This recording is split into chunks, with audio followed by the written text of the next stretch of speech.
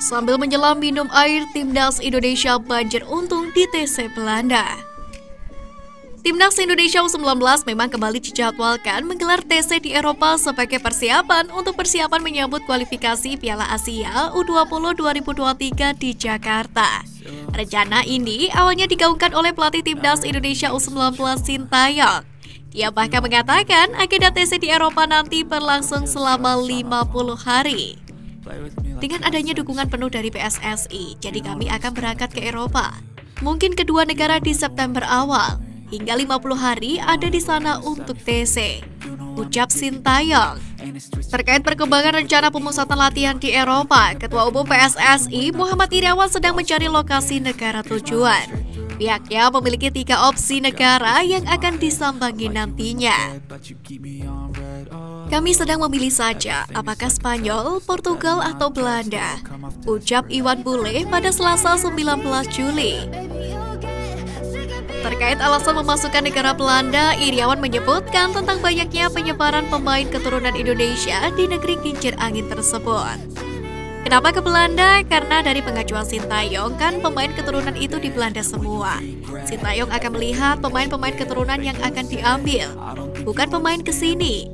Semua ini sedang dirapatkan ya, sebelum Sintayong pulang ke Korea Selatan. Nanti kami latihan di sana melawan tim-tim kuat juga. Jelas perwira tinggi kepolisian tersebut.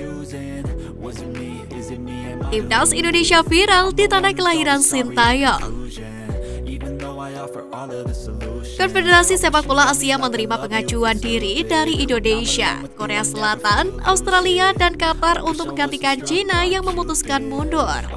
Salah satu media ternama Korea Selatan, Jongang Daily, menyebut Indonesia kurang layak untuk menjadi tuan rumah Piala Asia 2023. Jongang Daily juga mencoba mengupas satu persatu peluang calon tuan rumah Piala Asia tahun depan, di mana Qatar dinilai punya infrastruktur yang tidak diragukan lagi karena berstatus tuan rumah Piala Dunia 2022. Hanya saja perubahan jadwal besar-besaran harus dilakukan jika Qatar menjadi tuan rumah. Mereka kemungkinan akan menggelar turnamen di musim dingin seperti yang dilakukan untuk Piala Dunia 2022. Dengan demikian, AFC kemungkinan bakal menolak karena perubahan jadwal di Qatar akan memaksa turnamen bergulir di tengah musim Liga-Liga Eropa. Sementara Australia dinilai akan mengalami penumpukan event di tahun 2023. Diketahui, Australia bersama Selandia Baru ditetapkan sebagai tuan rumah Piala Dunia Wanita tahun depan. Sementara jadwal Piala Asia 2023 berakhir 4 hari sebelum gelaran Piala Dunia 2022. Kondisi ini disebut tidak ideal dan kemungkinan akan menjadi pertimbangan AFC. Media tersebut juga mengeklaim Indonesia juga akan dihadapkan dengan penumpukan event tahun depan. Jarak antara penyelenggaraan Piala Dunia U20 2023 dan juga Piala Asia 2023 hanya berjarak 5 hari. Diketahui Piala Dunia U19 akan digelar 20 Mei hingga 11 Juni 2023. Sementara Piala Asia 2023 akan berlangsung mulai 16 Juni hingga 16 Juli 2023. Indonesia yang pernah menjadi tuan rumah Asian Games Jakarta Palembang 2018 juga memiliki infrastruktur yang memadai. Tapi mereka akan menjadi tuan rumah Piala Dunia U20 2023 mulai 20 Mei hingga 11 Juni tahun depan, meninggalkan problem yang sama yang akan dialami negara ASEAN.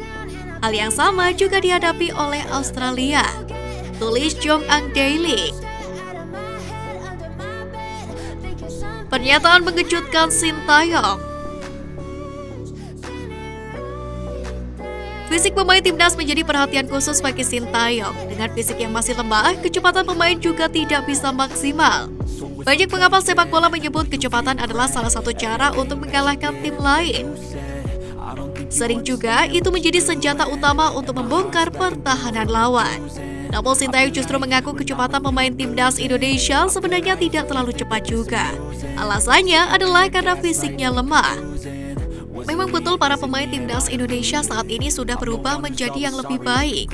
Tetapi kecepatan sudah ada dari bakat lahir mereka. Karena dari seluruh pemain memang agak kurang dari soal fisik. Jadi memang kelihatannya larinya cepat. Tetapi jika beradu lari bersama dengan lawan yang fisiknya baik, sebenarnya bisa dikatakan tidak cepat juga. Ujar Sintayong seperti dikutip dari YouTube Sport 77 Official. Sintayong menyebut bahwa kecepatan pemain tanpa power sebenarnya tidak ada gunanya. Berhadapan dengan pemain yang power-powernya bagus, pemain dengan kecepatan juga akan kalah. Tidak cepat itu karena tidak mempunyai power, fisik juga tidak ada, jadinya tidak terlihat cepat. Tetapi jika dilihat sekarang, sudah kuat dari segi powernya. Namun, Sintayong menenangkan pendukung timnas Indonesia. Dia berjanji para pemain asuhannya akan lebih baik lagi. Semoga mereka bisa menjadi pemain yang hebat lagi untuk kedepannya. Tutup Sintayong.